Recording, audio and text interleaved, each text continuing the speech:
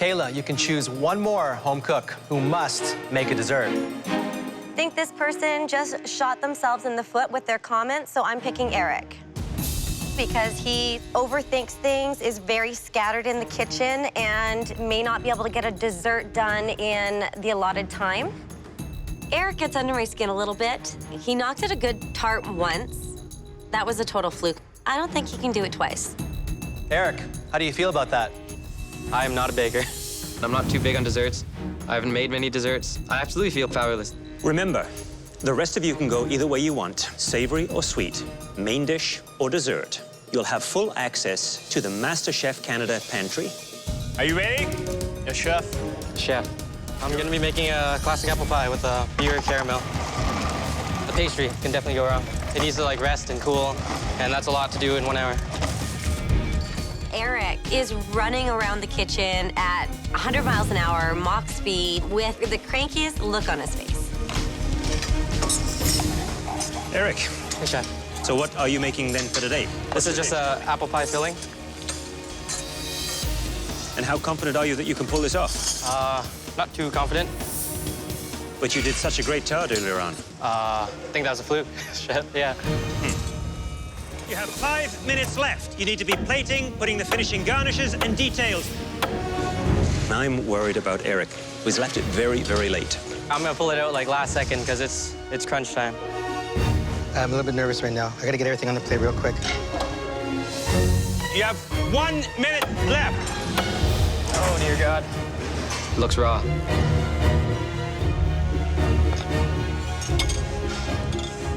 Seconds left.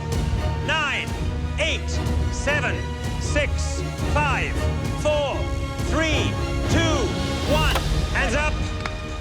Eric, please bring up your dish. I'm feeling it for poor Eric. What is on his plate? Eric, tell me about your dish, please. It's an apple pie, beer caramel, seasoned with cinnamon, nutmeg, some beer, honey. Well, the flavors are there in the apple, that's for sure. The pastry, undercooked. Yeah, It's not a great dish, huh? very disappointed, chef.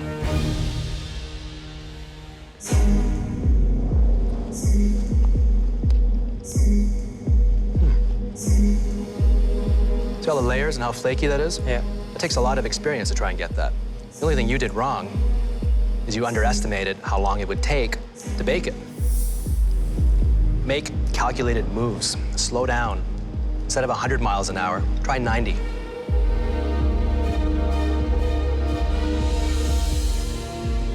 It's really embarrassing because they think that I'm sloppy and I rush too much. It's just unacceptable for MasterChef.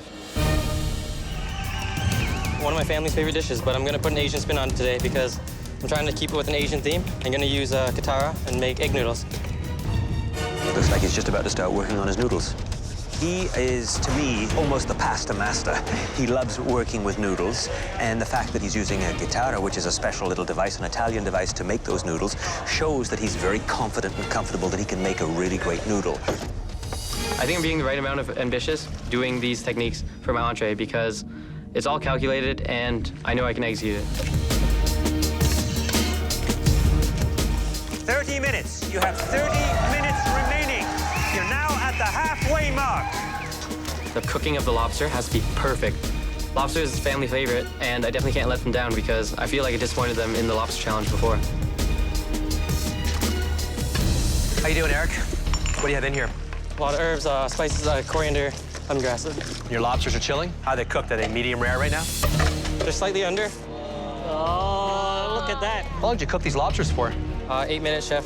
8 minutes? Yeah. Chef Claudio thinks I overcooked my lobster. I just have to push through and execute this lobster dish. I can't go home unless I'm Canada's first master chef.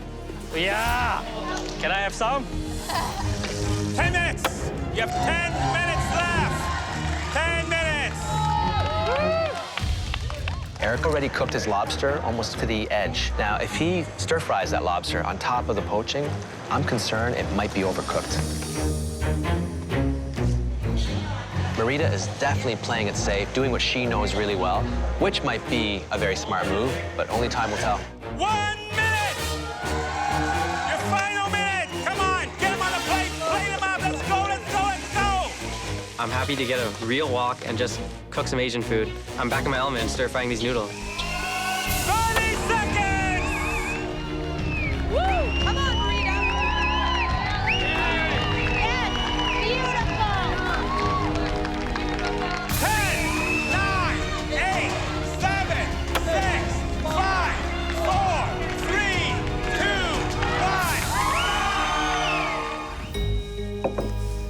1. It's homemade egg noodles with lobster sauce, aromatics, spices, and then lime segments.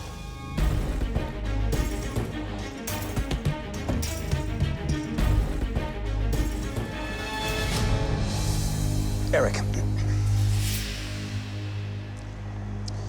you've learned how to cook lobster to a T.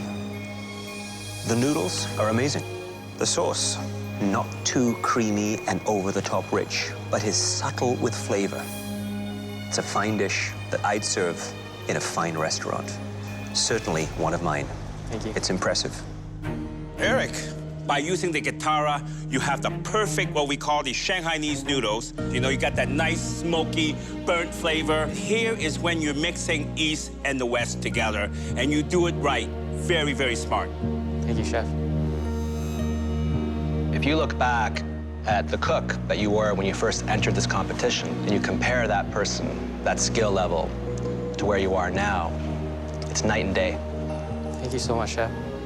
Whatever the outcome is today, you need to cook.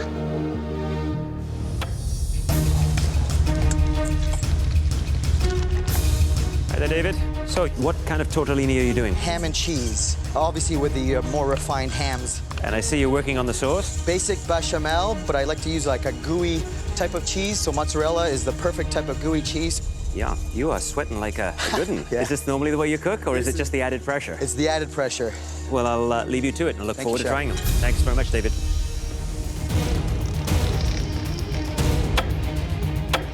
Time's getting serious here. I gotta make some tortellinis and get them in the water. 15 minutes. You better start forming your tortellini. Concrete hands need delicate touch, and I'm not that delicate of a guy, but I'm figuring it out. 1 minute, you have 1 minute left, come on! I want to see some beautiful tortellini dish in 1 minute. Come on, guys, last stretch. You can do this. Looking good. You're looking good. 10, 9, 8, 7, 6, 5, 4, 3, 2, 1. Hands up! Great job, guys. I'm looking at my tortellini. I wish I could have pushed just a little bit harder, but nothing I can do now. I call it ham and cheese. There's pancetta, cotocino, and a little bit of mortadella.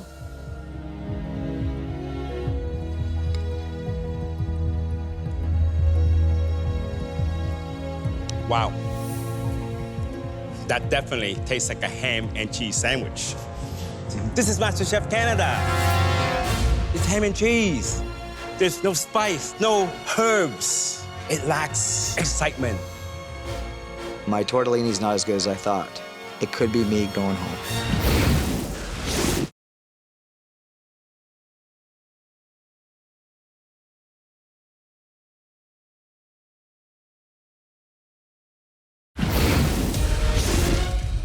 This is MasterChef Canada. It's ham and cheese. It lacks excitement. David.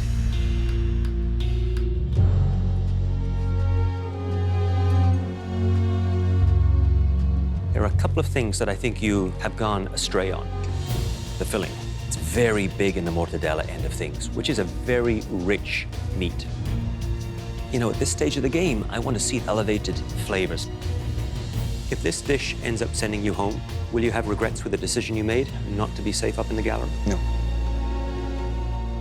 Let's hope it doesn't send you home.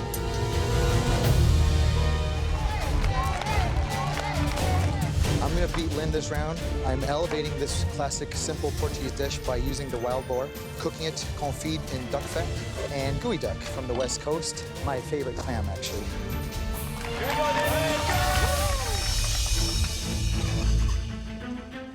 Just take taking a technique which takes hours and hours to prepare properly. How is he going to pull that off? Also, he's taking gooey duck, which is tougher than normal clams. When they're overcooked, they're like rubber bands. There is no margin for error.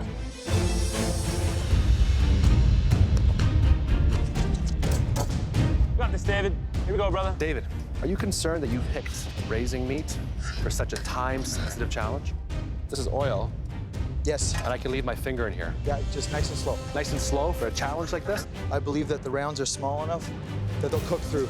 I want to get that to a medium, and then I'm going to throw it in the fryer. And what about the gooey duck? It's also a very challenging protein to work with. It is, truly.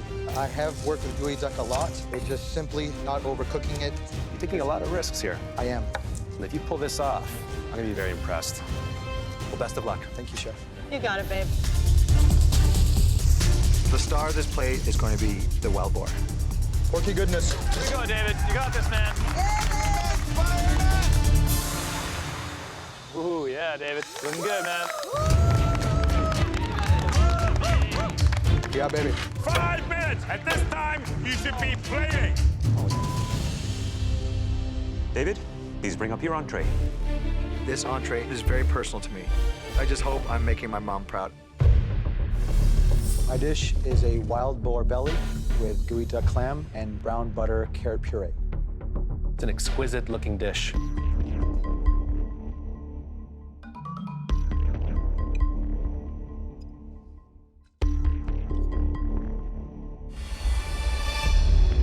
David, you're taking the inspiration from clam and pork. I mean, that's just right up my alley. You know, Asians, we love to mix seafood with meat. Gooey duck clam with this wild boar, perfect complement. The combinations of textures, of everything, it just goes together. The clam is so tender. It is the thing of beauty.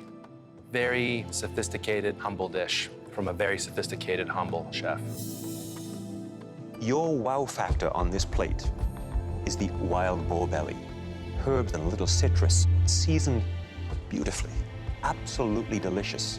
We chefs love to be surprised. And you surprised us with this dish. Nicely done. Really, what's going to stand out for me here is fish that's butchered properly. No bones, or there shouldn't be any bones. Oh, Lord, so many bones. Behind again! Sorry. Mary is one of the strongest home cooks here. Come on. We're giving Mary the steelhead trout because it's got a lot of tiny bones. Almost there. I'm making a trout, a brown butter cauliflower puree with a nice grilled fennel salad and a carrot sauce. I've got a lot of components. I have a lot going on, and 45 minutes is not a lot of time. I'm already a bag of sweat. I'm okay. Not great, but okay. Carrot sauce will not thicken. Cook down, Mama. Cauliflower will not puree. Oh my gosh, I'm so hot. Fire, fire, fire! Oh my God! Woo! Paper towel, fire! Okay, Mary needs to just calm down. She needs to calm down. Breathe, Mary. I got it. This is not at all going how I wanted this to go. You've got 4 minutes, honey. I know. Not a lot of time left. 1 minute left. But I'm so happy with this. So freaking happy with this. Whoops! I'm a mess. 10, 9, 8, 7, 6, 5, 4, 3, 2, 1. Hands up! It's a Steelhead trout. and a brown butter cauliflower mash. What are you thinking right now? I think the flavors are there. The plating is not what I wanted. Why is it so lumpy? The cauliflower wouldn't puree the way I wanted it to. It's not so good. It doesn't have the sophistication that I would hope to see from you. The only thing that can give you a safe haven here is the fish. I know. What is this here? There's a pin bone. A bone in your fish is a big no-no. I truly apologize. Maybe 5 minutes in, I started feeling frazzled. This was a game of strategy as well as cooking. You know what I think? I think Jennifer and Terry want you out. You know that. I do. You think that's gonna happen here? I really hope not. I don't want to go home. I'll tell you right now, this fish is not pink in the middle. It could be a real shame for you.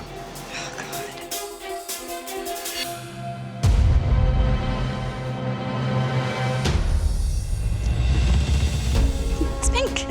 That's about as good as it gets, Mary. Thank you.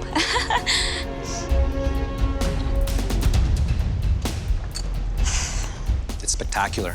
Thank you. I don't know if you're gonna recover though, because the rest of the dish, it's way below your capability. I know. I am nervous. It doesn't matter how well I've done up until now. Every single time you cook in the MasterChef Canada kitchen, you need to show them that you deserve to be there. We're seeing both Jeremy and Mary cooking with a lot of heart and soul, but the dishes are complete polar opposites. One is modern Asian, and the other dish is very old school, very homey. I don't eat meat, so surf and turf, it's definitely a risk. But I came here to take risks and win MasterChef Canada. Mary has been so good with meat, I sometimes forget she's a vegetarian. When I'm cooking meat, I need to go by eye and smell and feel. This pressure is insane.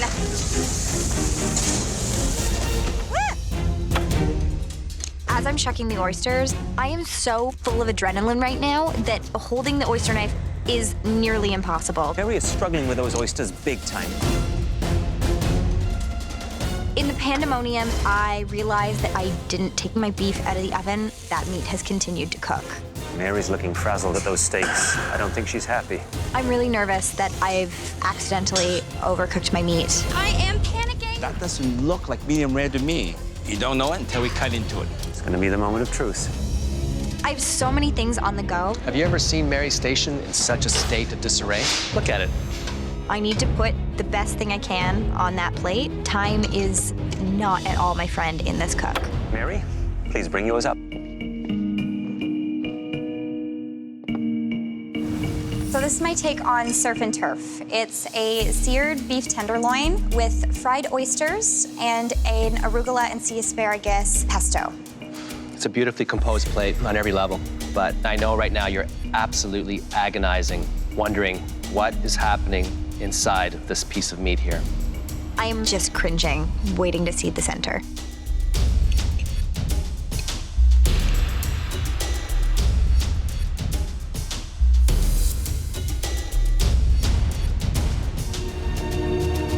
Perfect medium. All right, let's dig in.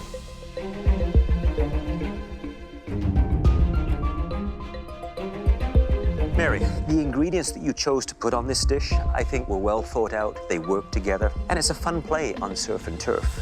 The oyster, briny, salty, added that wonderful savory pop. A lovely, thoughtful, excellently executed dish. Thank you. Mary, each individual component was perfect. The leek onion ring, I mean, that is genius. The pesto, sea asparagus, something very unique and something I would be proud to serve in my restaurant. Thanks very much. You know, Mary, I think you found your niche. Taking the old school and bringing it to the new school. It's such a beautifully composed plate in terms of the combination of flavors, presentation, the sea asparagus with the arugula and a pesto. That's the first time I've ever had those two together, and they work brilliantly. It's pretty outstanding. It really is. Thank you. I'm making a deconstructed tuna casserole because it's going to showcase my strong ability to make pasta. I've made handmade pasta more than I can count. I'd say it's the thing that I'm the best at. I'm going to be using a variety of chilies that isn't necessarily traditional. I feel like I'm one of the stronger competitors here, and I'm going to nail this. Trevor. Hi, Trevor. Hi. Did you grow up eating tuna casserole? No, I did not, unless it was a microwave version after hockey practice. Can I taste that? Of course. Chili cream sauce with a bit of cheese in it. Some jalapenos, some habaneros. There's some garlic, some shallot, a little bit of olive oil. It's spicy. That's what I'm going for, Mary. And they may overpower something delicate as tuna. Okay. Well, Trevor, you got a lot going on here, so I'm gonna let you do it. Thank you very much. Trevor seems like a confident dude, and I think that's a great thing, but that can only take you so far in this kitchen. The cream sauce was tasty, but quite spicy. I'm not sure how that plate's gonna come together. 5, 4, 3, 2, 1. Heads up! Wow, good job, guys. Good job. My big man. Before we taste, we have one more piece of business to take care of. Matt and Justine can save one of you. I had this great idea to elevate the tuna casserole and save me, throw me a bone, please. They shouldn't save me. I want the judges to see my dish. I think my dish is gorgeous. So I have a seared albacore tuna, habanero cream sauce, and a handmade pasta. It's beautiful. It's visually stunning. It's a nice cook on the tuna. You kept it rare. You have a nice sear on it. Pasta, the consistency and the thickness, very nice.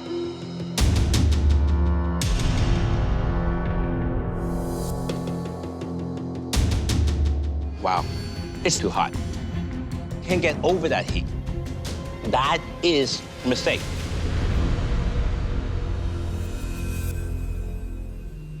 You know, from the outside, you seem like a very, almost arrogant. But I think on the inside, you're terrified. I really feel that.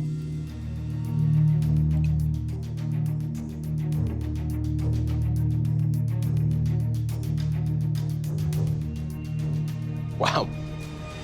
Hot damn, that is hot. Wow. Did you use Scotch bonnets? I was under the assumption it was a habanero. So you don't know. You used an habanero, which is also known as a Scotch bonnet, which happens to be one of the hottest peppers on planet Earth. And all I think about now is that pepper. I don't really think about the tuna dish.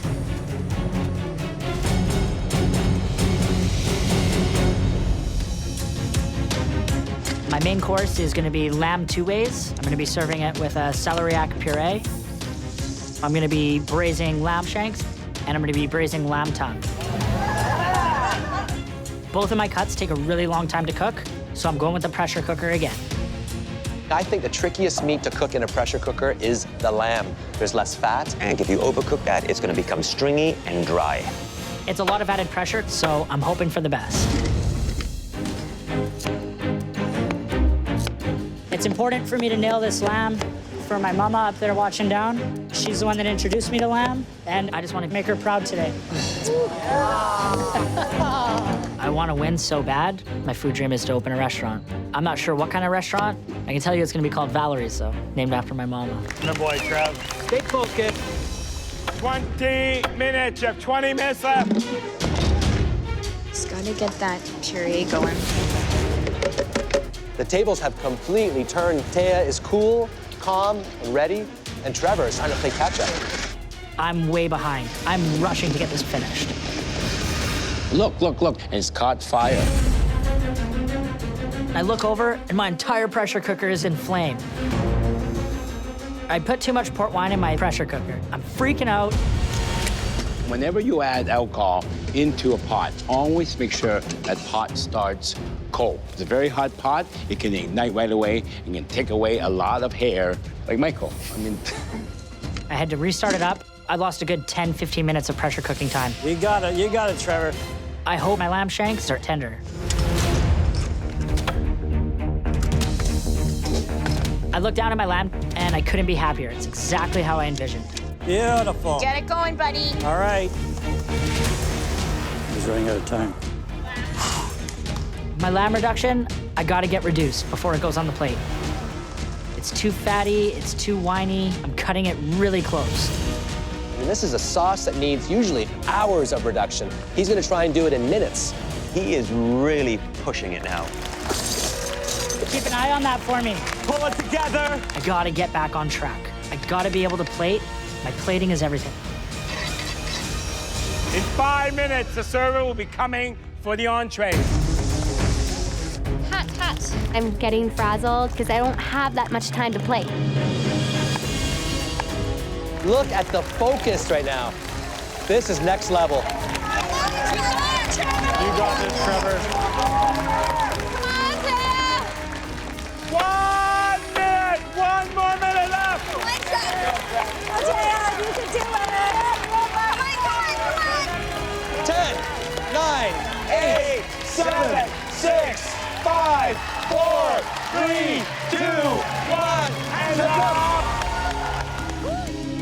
first entree the judges will taste is Trevor's braised lamb shank and lamb tongue with celeriac puree and vegetables.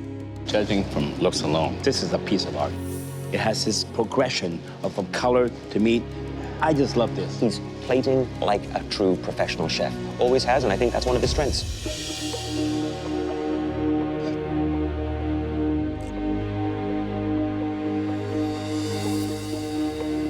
The flavors of the lamb shank, I think, are wonderful. Great depth of flavor. It is cooked beautifully. I would have loved a little bit more of that braising liquor as a sauce, reduced and poured over it. His celery root puree, creamy, delicate, well-seasoned, really nice. The shank, nice and tasty. My tongue was nice, soft, and tender. I love these little beetroots. That's an extra touch, earthiness to a dish. I love this dish. The vegetables, I think, are world-class. Perfectly cooked, perfectly cleaned. It's really smart. There's not one ingredient out of place. Absolute perfection.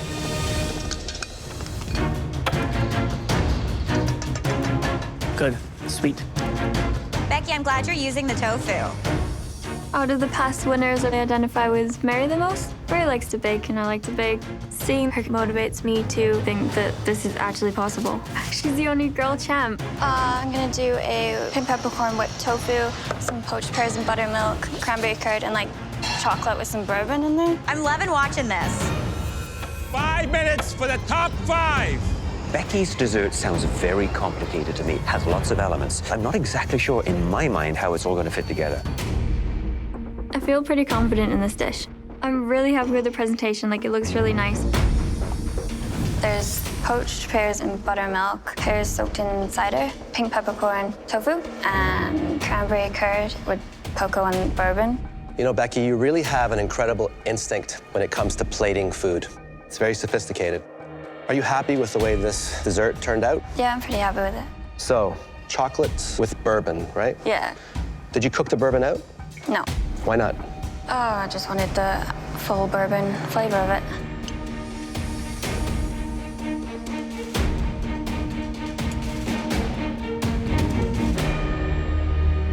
Did you try all the ingredients together?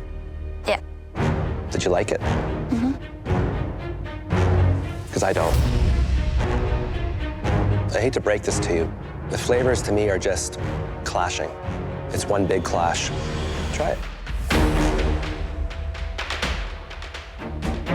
Cocoa's really bitter. Very, very bitter. Do you feel this is up to your standard? No. So thanks for being honest. Becky, do you work with tofu much? Never worked with it before. Did you want to take a risk? Yeah. In a challenge that could either get you into the top 3 or send you home. Mm-hmm.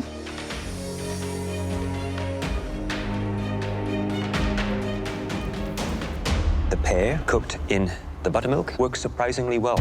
It adds a different taste note to it. Do you think you added enough sweetness to this dessert overall? Probably not. I'm telling you, absolutely not. Thank you.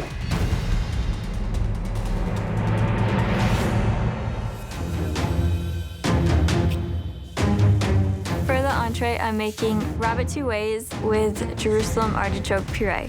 I have to braise the rabbit, which I already started. Oh my goodness, what is that called again? Caul fat. Caul fat. You're putting your rabbit and your apple in there, yeah? Yeah. Wow. It's amazing. Caul fat is the fat around a cow's stomach. It's just a great way of keeping things together with meat. And also add moisture and flavors. At home, don't have the equipment, don't have the access to all these ingredients. Like 3 months ago, it was impossible to become a chef for me, and now it's super close. Yes, yes, Becky, yes, Becky. I really hope that they like it. Becky seems like she's calmed down now. Nice dabbing. Great dabbing. Good dabbing, Becky. There's a lot of pitfalls when you're cooking rabbit. The meat is very lean, not a lot of fat to it, easy to overcook. But if you do it right, I can tell you, a rabbit could be absolutely delicious. Those look beautiful, Bex. Thanks. Plating is absolutely key. Everything I put out has to be restaurant quality. Incredible focus on these 2 home cooks. There's a lot of pressure right now. I can feel my hands shaking as I put the puree on the plate. Yes, Becky. The first entree the judges will taste is Becky's. rabbit saddle, caramelized apple and fennel wrapped in caul fat, and cider braised rabbit legs on a Jerusalem artichoke puree. The sauce could have been a little bit thicker. It lacks a bit of color, but it smells great. Her composition is actually very chef-inspired.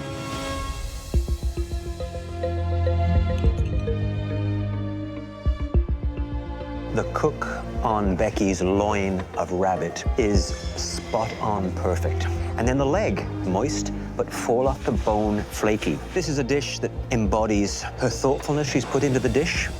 It's things that grow together, go together.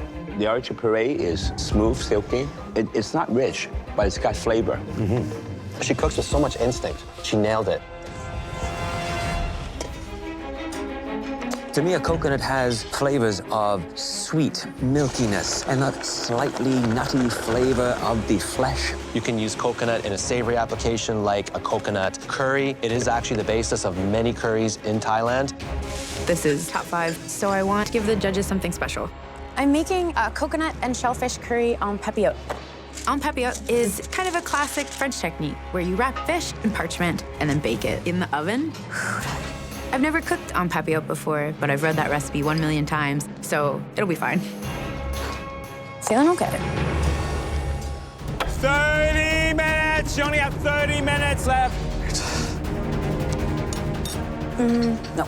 I need to be tasting everything before it goes in the oven, because once this goes in the oven, game over. There's no more seasoning, there's no more adjusting things, so that makes me feel a little nervous. Papillote is a very tricky thing to pull off because it's blind cooking. You don't know what's happening inside of that little parchment paper. Okay. 2 minutes! You only have 2 more minutes left. Show us what you can do with tropical fruit. All right, guys. Okay, I want this to look. Oh, man.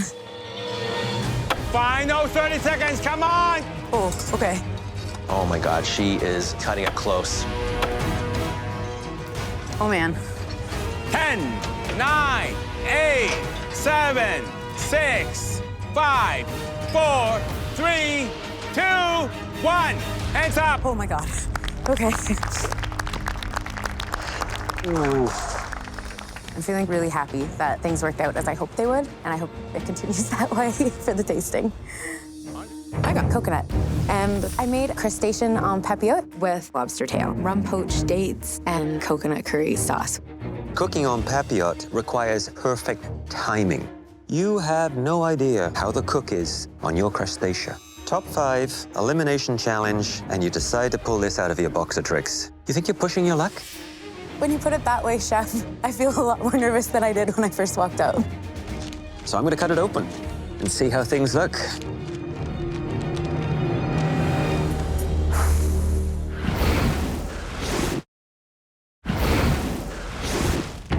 Cooking en papillote requires perfect timing. So I'm gonna cut it open.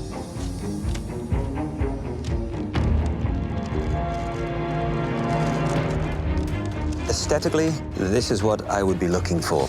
Okay. Now, the ultimate test is how did everything cook? Unfortunately, the lobster has suffered from overcooking. Okay.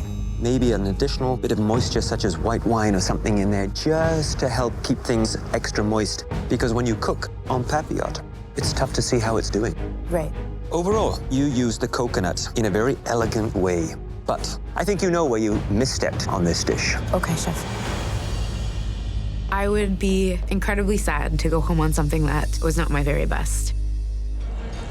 Is that rice? Yeah. You're puffing the rice? Oh, that's so cool. Oh, nice. Jennifer's doing a take on sugary breakfast cereal. I love breakfast cereal. Many a chef finish their night with a bowl of sugary cereal. It's more Saturday night than Saturday morning. Good. Puffy. If I'm going to serve the judges treat cereal in the finale, I better make sure that there's some good technique in that bowl. Let's see what happens here. I'm making a chocolate crumble, meringue marshmallows, a sugar-cured egg yolk with a brulee, chocolate ganache, and tea smoked milk.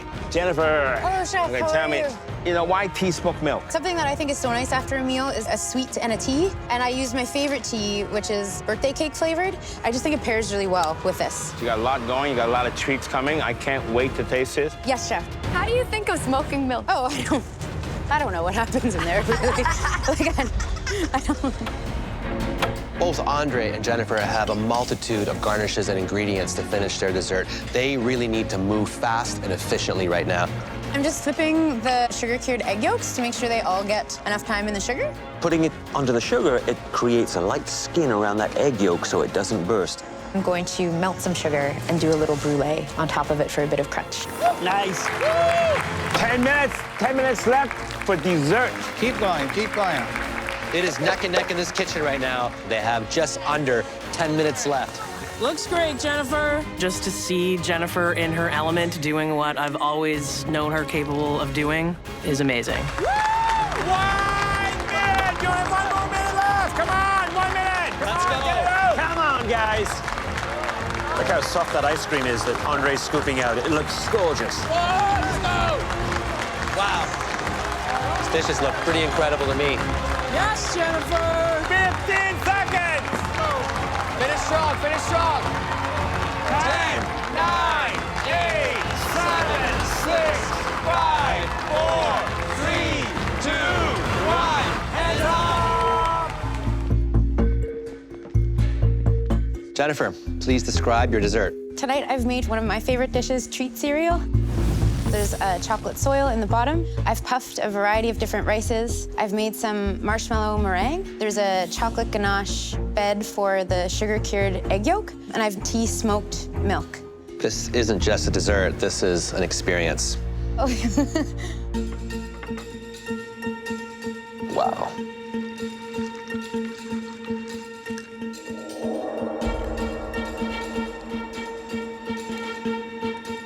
Jennifer, that first mouthful is a bit of a mystery as to what's in there. The second mouthful, it starts to define each flavor and texture. That subtlety of the smoke of the milk, that rich, complex flavor of the ganache, the texture of the puffed rice. There's something grown up about it. If there was one adjustment, one caveat, I would like just a little more sweetness. But it really is a tremendous dessert. Thank you, Chef. All these treat cereals that I missed as a kid, the ones I crave, I recognize it all here. So my dream has come true, but in a sophisticated adult way. Thank you, Chef. This dessert is absolute creativity. It's somebody who's really mastered technique, flavor. You can't teach this. This is one of the most original desserts I've ever had. Thank you, Chef. I kind of just wanted to give them some of the sense of wonder I have felt the entire time I was here. I'm just so happy.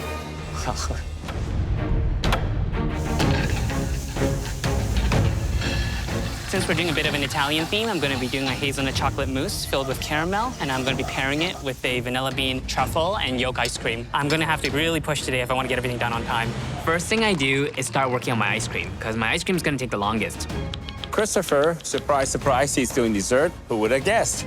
Obviously, he's a dessert king, so our expectation from him is going to be a lot greater. But they all know that he is extraordinary when it comes to pastry, so in my mind, they have given him basically a free pass to a win. It's a huge advantage.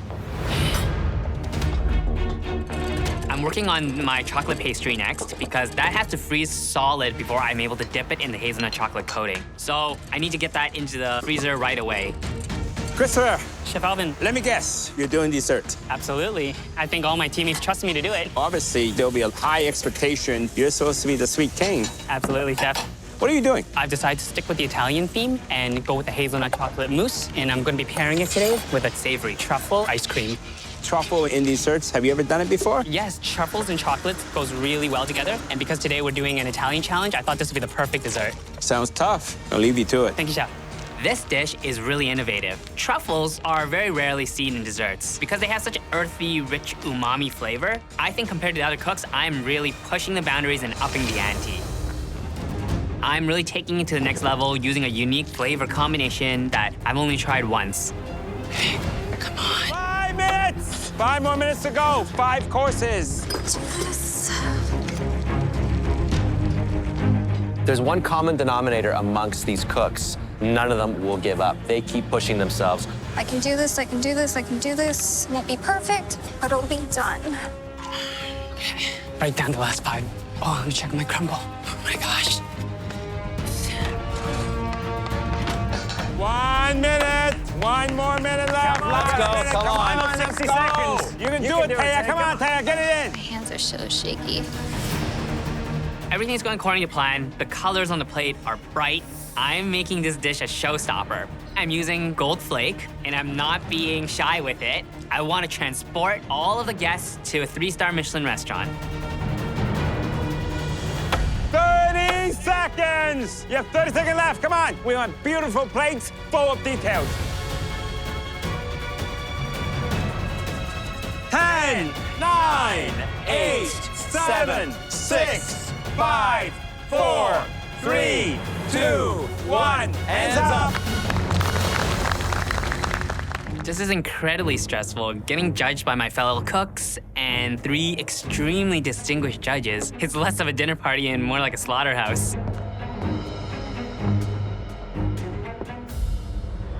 Today's dessert is a truffle vanilla bean ice cream. Underneath is a bit of a pistachio powder. You have the chocolate mini pastry, which is filled with a chocolate mousse and a liquid caramel center, and dipped in a hazelnut chocolate coating. And then finally on the base, you have a lemon calamansi gel for some acidity.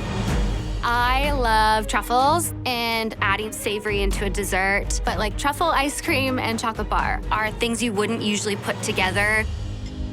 Whoa. You're a very strange man. I've never tasted anything like that in my life.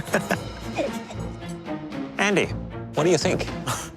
I think my brain's trying to catch up to what I just ate. The truffle ice cream, when I first ate it, I didn't think I liked it, and then I started really liking it the more that I ate. It's so fun. None of the flavors really worked for me. I really enjoyed the chocolate mousse and the caramel, but then you go over to the truffle ice cream and it's just punching you in the face with truffle. And then I get the acidity from the calamansi. I don't know, it kind of doesn't make sense to me right now. It was really rich and delicious. I am in agreement with May, though it feels kind of like 2 different things on a plate. And when you eat them all together, it's a little confusing, but I can check off the list that I've had truffle ice cream. I feel like I want to spend a minute in Christopher's brain. I think he's a mad scientist in the best way. The truffle is extremely interesting, which is something you wouldn't expect in a dessert. It was creamy, the texture was amazing in the ice cream. If I had known that it was my fellow cooks who would be doing the tasting, I would have dumbed down the flavors a little bit and made it a little bit more comforting, not so polarizing for my fellow cooks. Christopher, I gotta tell you, when I tried the truffle ice cream, it just sucker punched me. And I loved it. I thought that it was bold. It reminded me a lot of the way I cook. I want my food to stand out. I think you did the same thing. Your food really pops. I think if you'd taken the truffle, infused it into the chocolate, where they two would work together so much more in a subtle way, and then have the ice cream as a foil to round things out, heaven. Chefs sometimes have to challenge people. If you're confident, then stick with it. You gotta have that strength there. I don't think you should change it at all. Thank you, Chef. Today, I'm going right back to my roots. I'm gonna go all baking because I think that's the real root of desserts. I'm taking the idea of an Asian banana split and fusing it together with the French dessert, Saint Honoré gâteau. It has these little profiteroles on top filled with pastry cream, and in the base, you can use a puff pastry, but you can also use a tart. I've never made a Saint Honoré cake in 75 minutes of my life. Usually, it takes half a day to make all the components, but I'm taking the risk by making small portions of each component. Oh my God, what's this? Stop! Pause your cooking. Oh, no. Time for the twist. There are a lot of different flavors going on in your desserts, and we're a little worried it's gonna cause chaos for our palates. We want each of you to make us a palate cleanser, like a sorbet or a granita. Come on! We're making a full dessert here. There's a lot going on. Give us a break. You have 1 hour left to do it. Starting now! Palate cleanser. Okay. Seriously, guys, what are you doing to them? This twist? Too much, too much. Raising the bar. It's what we like to do. I'm really not happy about this twist. I planned out all of my time without any extra, and now I gotta do this? This palate cleanser twist might send me home. This whole season, I've been getting tossed around in the dessert competition. I lost to Andrew on the plant-based challenge. Last week, I was voted to have the worst dish out of everybody. None of the flavors really worked for me. It's just punching you in the face with truffle. It feels kind of like two different things on a plate. It's a little confusing. I felt like I really poured my soul and my heart into my dish, and to be ranked the worst really hurt. So today, I'm really gonna show everybody what I'm capable of. I'm baking the choux pastry with what we call crackling, which is like a cookie on top, to get a nice crispy surface. The pressure is on. I need to execute because I am a professional baker.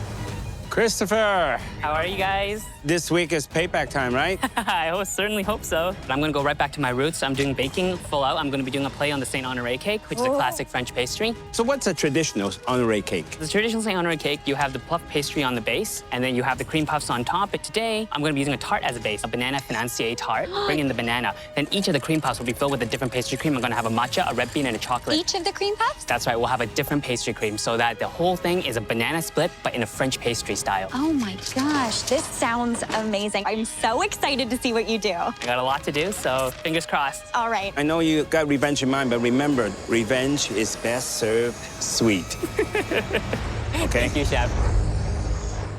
15 minutes, only 15 minutes left! I am panicking at this point. I haven't even started my palate cleanser. So I'm throwing together something that I would want in the moment. And I would like a nice, refreshing cocktail right now. I'm gonna make a play on one of my favorite popsicles from when I was a kid by taking blood orange, combining it with yuzu and apple juice, and then just doing a little bit of limoncello cream around the side. Come on. I'm squeezing these oranges, trying to think of what I need to get in the freezer next, what needs to be finished, how much stuff I still have left to do. My sponge isn't ready yet. My cream puffs aren't even filled yet. I don't know if I'm gonna finish this. I'm scared at this point. I'm not just panicked, I'm scared. I am genuinely worried that I'm gonna be going home today. Okay. I honestly do not know how Christopher's gonna get this done. It's a very ambitious cake to do in an hour. There are so many components to it. I could see panic setting in there big time. But if anybody can, it's him. I gotta make sure all the flavors are good. I have to bake my financier sponge in a little ramekin, so it'll be just the right size for my tart. But my sponge is still a little bit warm at this point because I didn't even have enough time to cool it. It's too hot. I'm just chilling my cake so I can put it into my tart. I just don't want it to be too hot so it melts the cream. But I'm really working right down to the last second here. Last minute! Come on, let's go, last minute, everything on! Go, come on, Christopher. Don't forget that palate cleanser. Don't love it. 30 seconds, only 30 seconds left, come on! Come on, guys. Come on, Push. That's that 10, 9, 8, 7, 6, 5, 4, 3, 2, 1, hands up! I'm very nervous. I took a huge risk, and I'm just wondering, is this enough? So today's inspiration comes from Eric Chong's Season 1 dessert, this Asian banana split. My palate cleanser is a frozen cocktail. It's a blood orange and yuzu sorbet. Around it is a little bit of limoncello cream. The cake I've done is the Saint Honoré gâteau, because when you think of banana split, you have the little balls of ice cream on top with banana underneath. And so I've done the cream puffs in 3 flavors, chocolate, red bean, and matcha, laying on top of a banana financier tart. Absolutely gorgeous. Wow, wow, and wow. Let me cleanse my palate first. That blood orange flavor, it's just amazing. And I'm hoping that that will be a perfect introduction to the Gâteau Saint Honoré.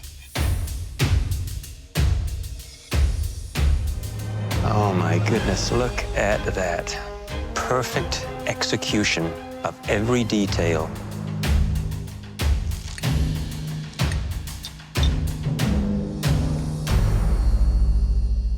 The pastry crust is perfect. Crispy, crunchy, that wonderful, rich pastry cream, flavorful, and then that caramelized banana in all its glory. It just shines. Thank you, Chef. We asked for legendary, and I think you've delivered. Thank you. Thank you very much.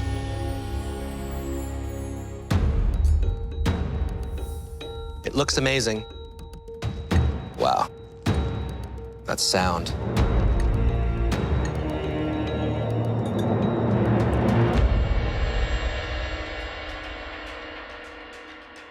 This is not the best tasting dessert I've had in this season. It's the best in 7 seasons. Incredible. Those flavors just pop out. I love how you took Eric Chung's finale dessert, reinvented it, twisted it, the matcha, the banana, the red bean. You've brought so many gifts to this kitchen. It's amazing. Thank you, Chef. Woo! Yeah! Good job, Christopher. Nice work. I'm so proud of him.